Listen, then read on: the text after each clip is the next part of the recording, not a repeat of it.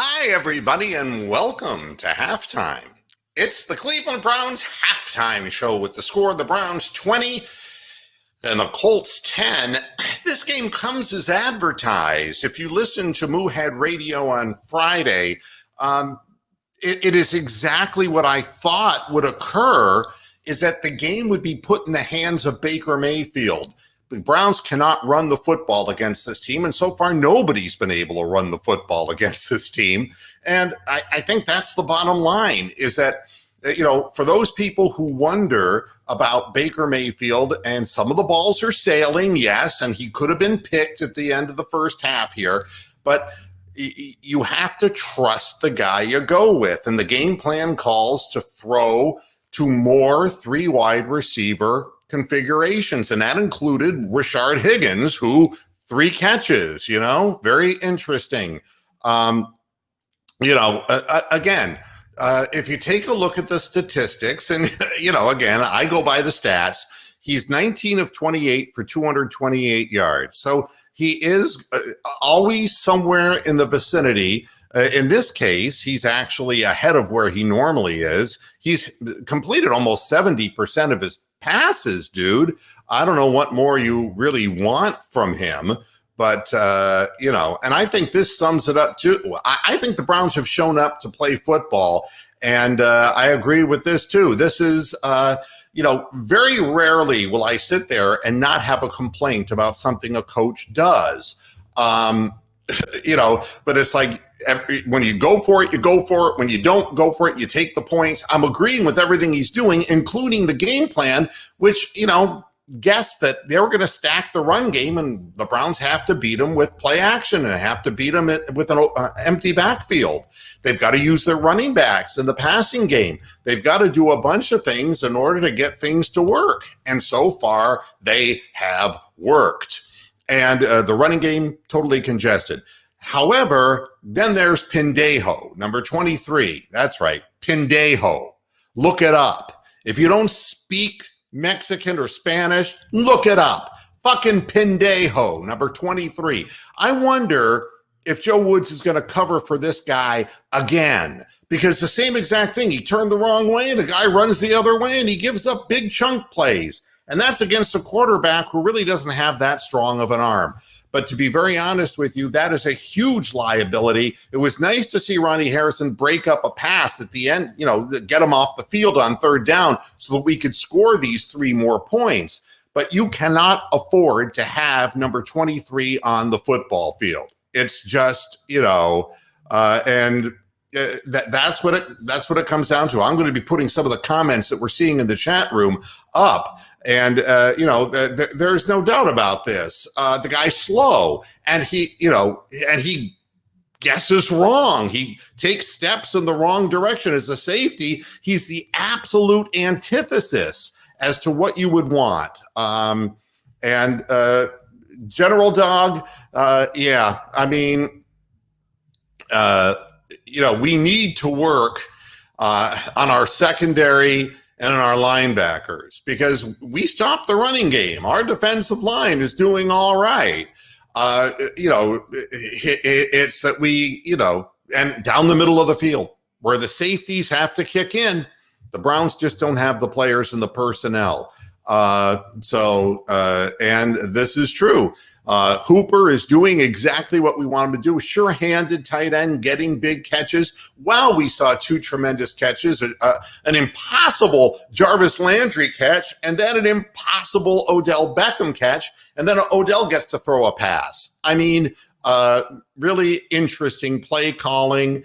And I like the idea when you needed a first down, you ran a little option play. We got to see how slow Baker really is on the naked boot, where a guy tackled him when it looked like he had 5 yards of daylight in front of him, but he's in slow motion. So, Baker's going to beat you with his arm and with his mind. And, with an understanding of the offensive concept, that's the important thing.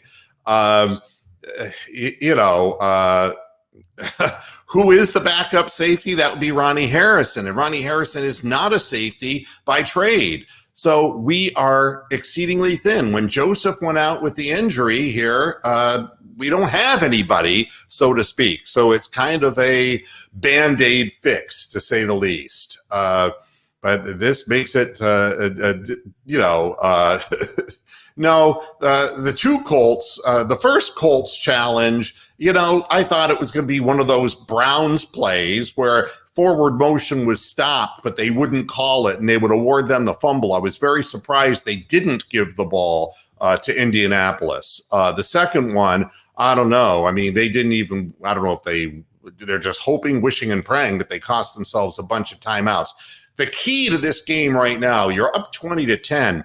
And I don't know that Baker Mayfield can continue to throw and complete 70% of his passes. There will be adjustments made at halftime. They're not getting a pass rush on Baker to save their souls. Our offensive line is doing a tremendous job in pass blocking. Again, doing what is asked of it. Wyatt Teller has been downgraded to questionable. A calf injury is what they're reporting.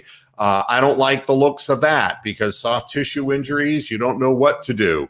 You don't know what the right thing to do is. What I would say is this: the key in the second half of this game, you've got to get Phillip Rivers to move out of the pocket a little bit. He's never going to get completely out of the pocket, but you've got to cover his first primary receiver and force him to move a little bit around laterally. He does not sense pressure around him. You can strip him. And this is something that is going to take a lot of doing because everything they do is so fast and the drop back and the ball's out of there so quick that, the play action pass worked twice down the middle of the field for them because of Pendejo. Other than that,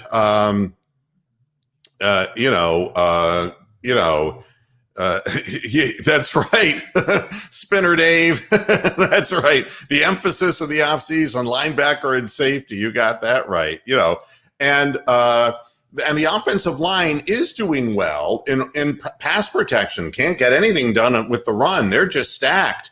And there are just no holes. And to be honest with you, I think that Kareem Hunt is a certain kind of running back. It really, really hurts us not to have Nick Chubb, who's the kind of guy who can wear you down. If you get a little crease, he can carry you for yardage. Kareem Hunt is more of kind of a bouncy cut kind of guy who can break tackles once he gets speed up. But Nick Chubb is a different animal, and I'm not sure that anybody would be – there's no holes it doesn't look like to run through. But there was a cutback for Dearness Johnson that he didn't see, and he got nailed for a loss. It hurts us not having him out on the field.